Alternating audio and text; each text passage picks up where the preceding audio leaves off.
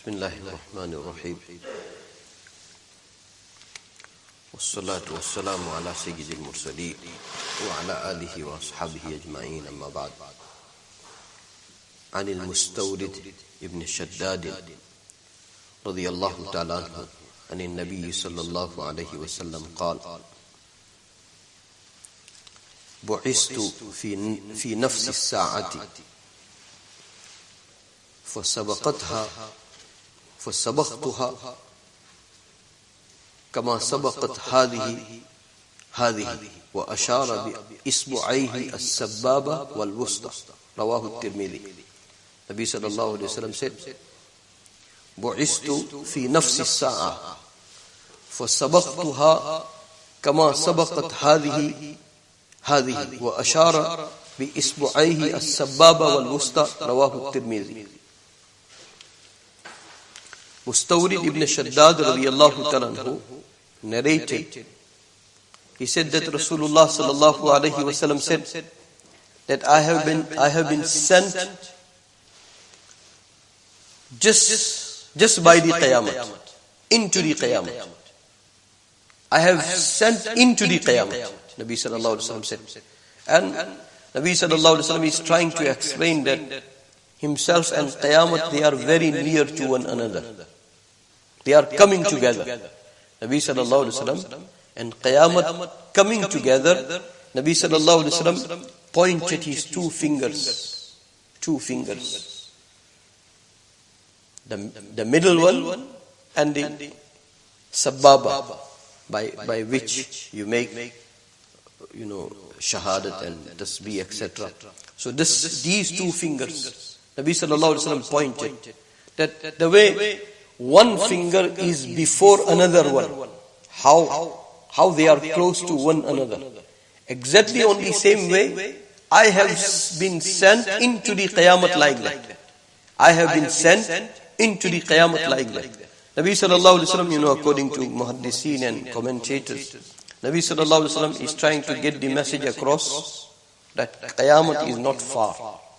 When Nabi sallallahu alayhi wa sallam carried on his mission, when he was made Messenger of Allah, Prophet of Allah, Rasul of Allah, at that very moment and that very time, he was saying to Sahaba Ridwanullahi ta'ala ajma'in that my coming, my prophethood, my messengership and Qiyamat, they are not very far.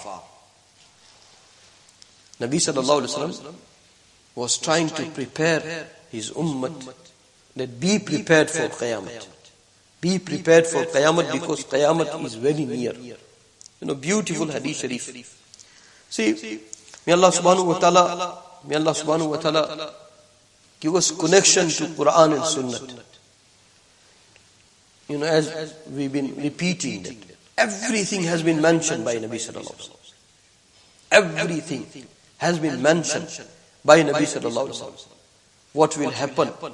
What will happen before Qiyamat? What will happen after Qiyamat? Everything has been mentioned. Nabi sallallahu alaihi wasallam even said in one of the hadith shareef that when that second trumpet will be blown and when everybody will become unconscious, and then to bring them to the consciousness when trumpet will be blown, Nabi sallallahu alaihi wasallam said, as soon as I will open my eyes, I will see Musa alayhi salatu wasalam into the consciousness. And then Nabi sallallahu alaihi wasallam said that I don't know whether he had become unconscious or whether he was exempted, whether he was exempted from becoming unconscious because of that Tur incident. Remember, Quran Majid had said that Musa alayhi salatu wasalam requested to Allah subhanahu wa ta'ala, Arini anzur ilayk, O Allah, show me yourself because I want to look at you. Qala lan tarani. Allah subhanahu wa ta'ala said that you cannot see me. You are not able to see me. Walakin inzur ila al-jabal fa in istaqarra makanahu fasawfa tarani. Look at the mountain. If your gaze remains still onto the mountain, then you will be able to see me. فَلَمَّا تَجَلَّى رَبُّهُ لِلْجَبَلِ جَعَلَهُ دَكًّا وَخَرَّ مُوسَى صَعِقًا. When Allah subhanahu wa ta'ala did throw His tajalli onto that mountain became into ashes, and Musa alayhi salatu wasalam fell unconscious. This is being narrated by Quran. It is being narrated by Quran. So Nabi sallallahu alayhi wa sallam said that when I'll see Musa alayhi salatu wasalam, he is awake before me.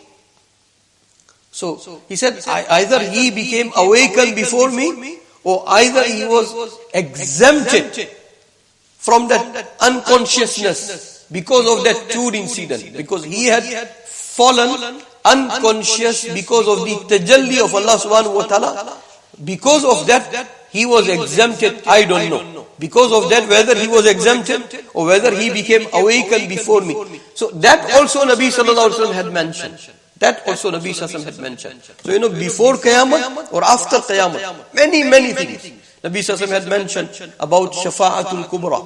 Nabi sallallahu alaihi wasallam had mentioned, Nabi sallallahu alaihi wasallam had mentioned one of the biggest or major sign, one of the biggest or greatest sign, Dajjal. And Nabi sallallahu alaihi wasallam had mentioned that prior to Dajjal, there will be 3 years. There will be 3 years. 1 year, there'll be 1/3 of the rain will stop, and 1/3 of the crops will stop to grow. No 1/3 rain and no 1/3 crops. Second year, it will be 2/3. No 2/3 rains and no 2/3 crops. And the third year, no full rain and no full crops. This is the sign before Dajjal, one of the signs. May Allah subhanahu wa ta'ala, what I'm trying to say, that here Nabi sallallahu alaihi wasallam is trying to explain that Qiyamat is very near. One thing, Nabi sallallahu alaihi wasallam had prepared his ummah for every circumstance. For every circumstance. When it comes to this worldly life, there are 2 things. One is takween and one is tashrih. One is takween and one is tashrih. Qiyamat is from takween. Qiyamat is from takween. Qiyamat is going to come. So it is from takween. But Allah, Rasul sallallahu alaihi wasallam, shariat and guidelines of Allah subhanahu wa ta'ala and Nabi sallallahu alaihi wasallam is such that whatever is coming from the takweeni affairs of Allah subhanahu wa ta'ala, you are being forewarned. You are being prepared. You are being given guidelines. You are being said everything about it. May Allah subhanahu wa ta'ala, I am using this word guidelines repeatedly because, you see this ummah, when every Thursday new guideline comes, everybody is well aware. And everybody is well prepared. And you should do that. You should do that. I'm not stopping you from that. But sometimes you feel like crying. That this guideline, which is eternal, which has certainty, which has firmness, there can be no 2 opinions. The guidelines, sometimes medical world provides, there can be 2 opinions. When it comes to science, every 300 years go by, and what was the research 300 years ago? People who come after 300 years, they negate. They say they were wrong. But this guideline, till the day of Qiyamah, no one will be able to negate. No one will be able to reject. No one will be able to question. May Allah subhanahu wa ta'ala, so Allah's Rasul sallallahu alaihi wasallam had provided guidelines for everything, that before the Dajjal just will happen. And sometime, may Allah protect us, looks like we are going to go into even greater and graver and deeper crisis. Whatever happens, we are under the daylight of Quran and Sunnah. We are under the daylight of Quran and Sunnah. May Allah subhanahu wa ta'ala give us correct understanding of Quran and Sunnah. So, whatever comes, whatever. So, I was saying that there are two things. One is from Takweer and one is from Tashri'.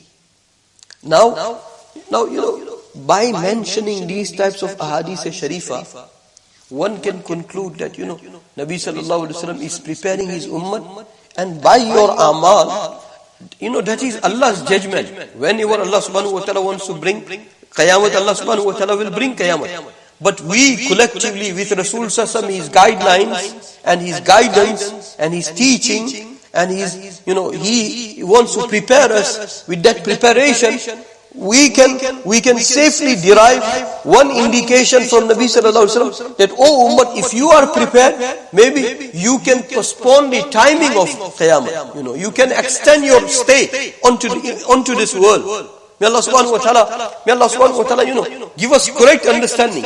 Nabi sallallahu alaihi wasallam had said everything. Nabi sallallahu alaihi wasallam had said that when Qiyamah will take place, Shafa'atul Kubra will take place. Shafa'atul Kubra, there will be many levels of Shafa'at.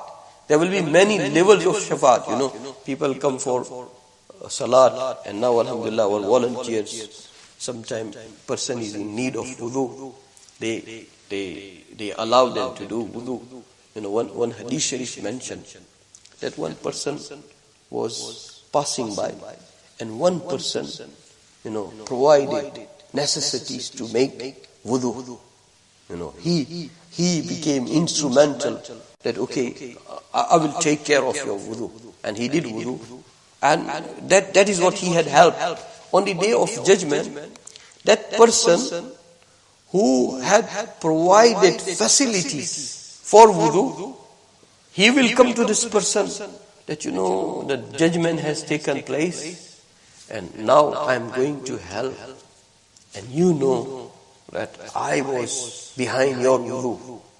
So can you come to Allah subhanahu wa ta'ala and make requests? So he will come to Allah subhanahu wa ta'ala and he will say, Ya Allah, he was the one who was behind my wudu.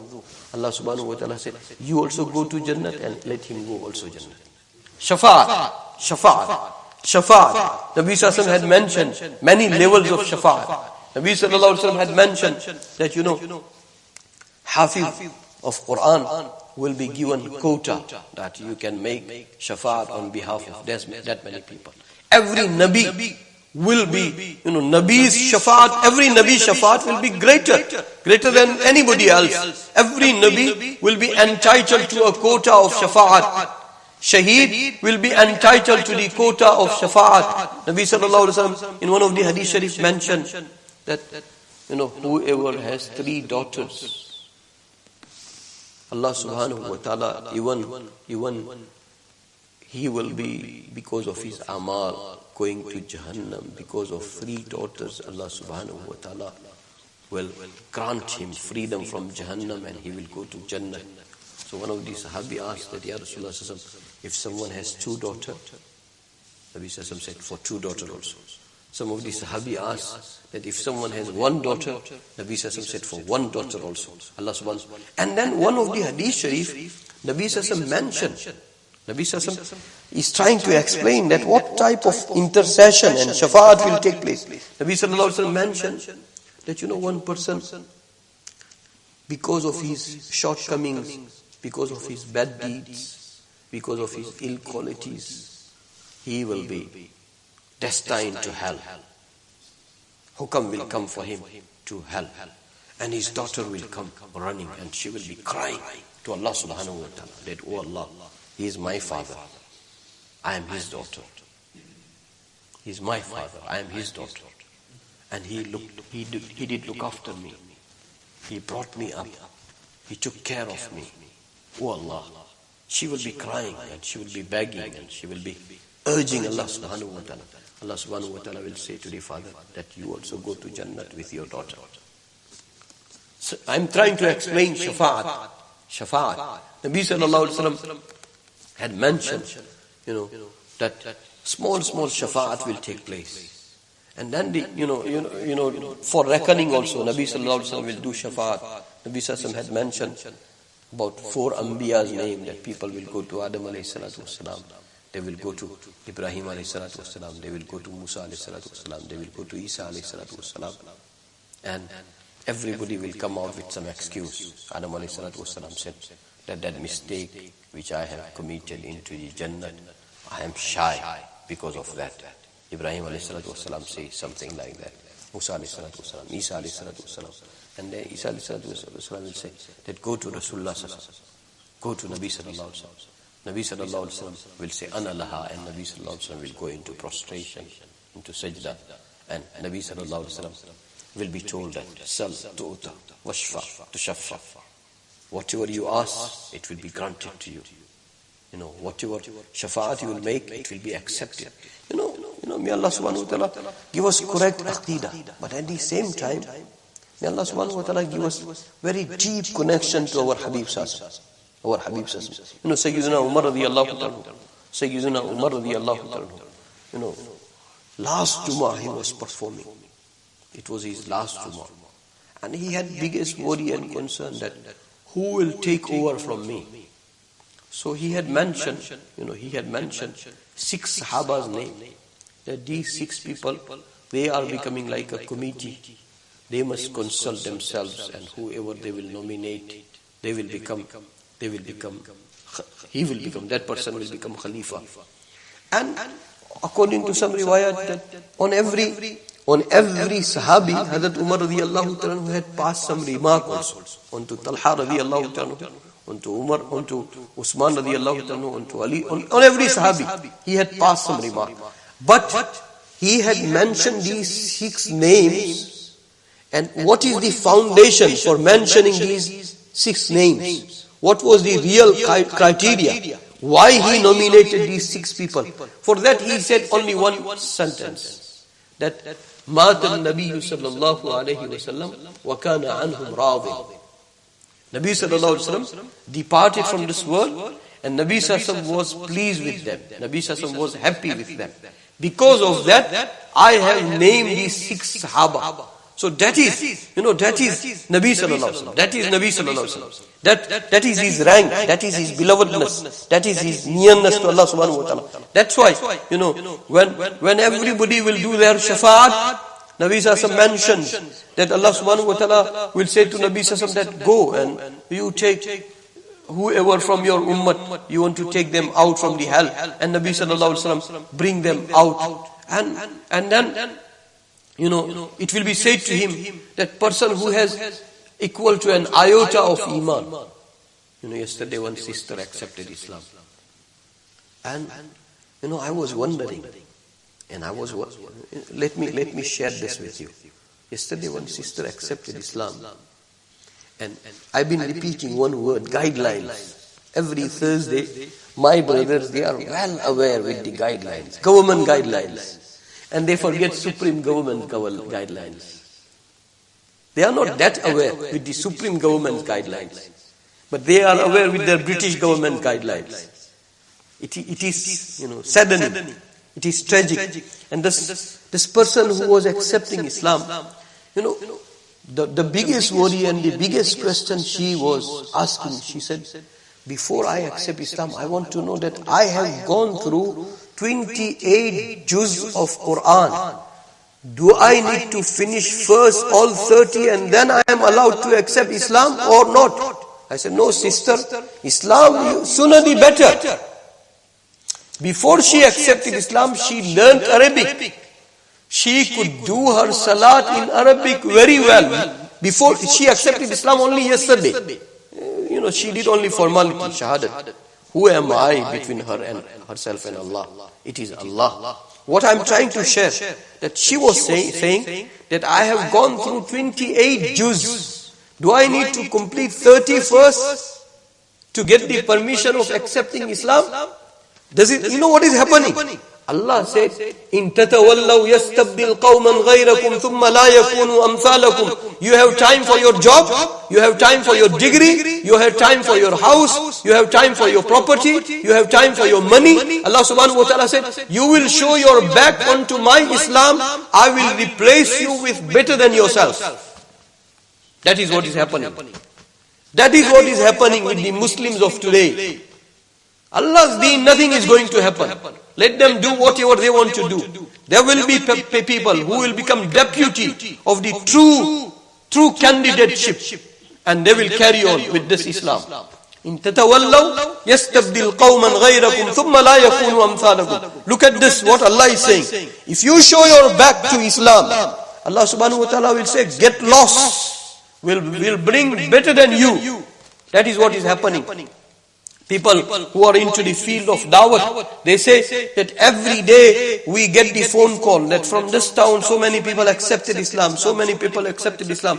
And one of them was saying that, with very sore heart, but let me share this also with you. He said, with sore heart, let me share this with you. That, when I hear this phone call that 6 people accepted Islam, then, my heart shakes and I become worried. Why? Because another phone call comes and I hear the news that 6 people became ex-Muslims. So that is what Allah had said. Time is going to come that replacement will take place. Better will be brought and dirt will be thrown away. May Allah subhanahu. So how much we are, be honest, how much we are careful to preserve our body. Are we careful that much to preserve our iman? Are we taking same sort of precautions for our soul, for our eternity, for our akhirah? This body is going to perish one day, no matter whatever you want to do. But have we had fear of Jahannam the way we had fear of death? And may Allah subhanahu wa ta'ala give them guidance. They played with the fear psyche with the whole humanity. They should be taken to some big court. May Allah subhanahu wa ta'ala give them guidelines. True guidance. So what I was trying to say, that Rasulullah sallallahu had prepared us for everything. For everything. Qiyamat, according to this hadith sharif, Nabi sallallahu is just trying to say that my prophethood and Qiyamat, there is no distance between these two. And what is Qiyamat? Qiyamat is one of the biggest destruction, and for that we need to be alerted, we need to be warned, we need to be prepared, we need to prepare ourselves in advance. That is what Nabi Sallallahu is trying to say. So that Shafaat riwayat I was saying, that Nabi Sallallahu will be said by Allah subhanahu wa ta'ala that go, and anybody who has equal to an iota of iman, bring him out.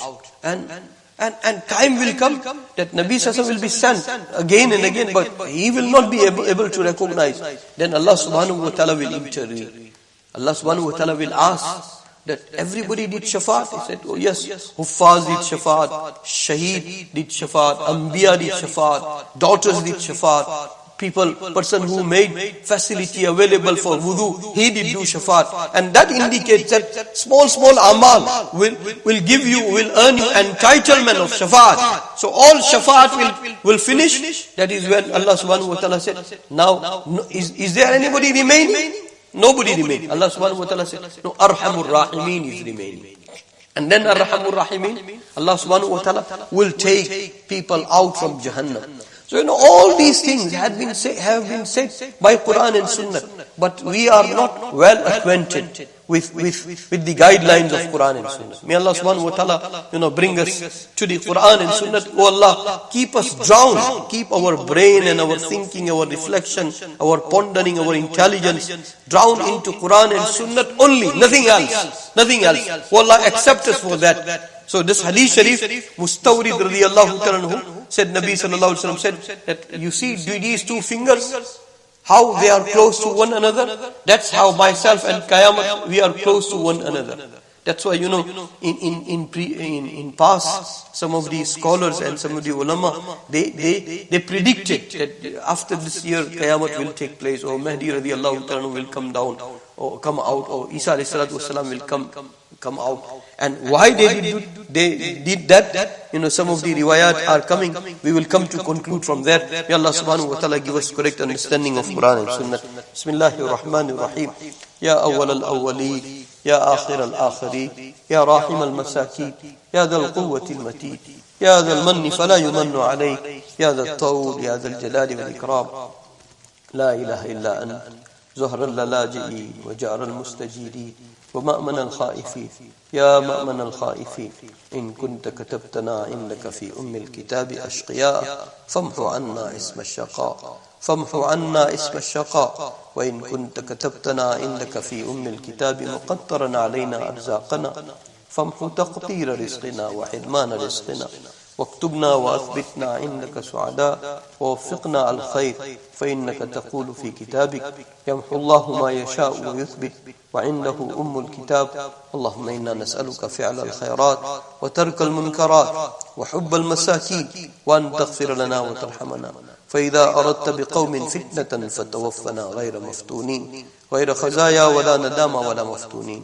اللهم آنس وحشتنا بالقرآن العظيم، اللهم ذكرنا منه ما نسينا، اللهم ذكرنا منه ما نسينا، وعلمنا منه ما جهلنا، وارزقنا تلاوته آناء الليل وآناء النهار، واجعله لنا حجة يا رب العالمين، ولا تجعله علينا حجة يا رب العالمين.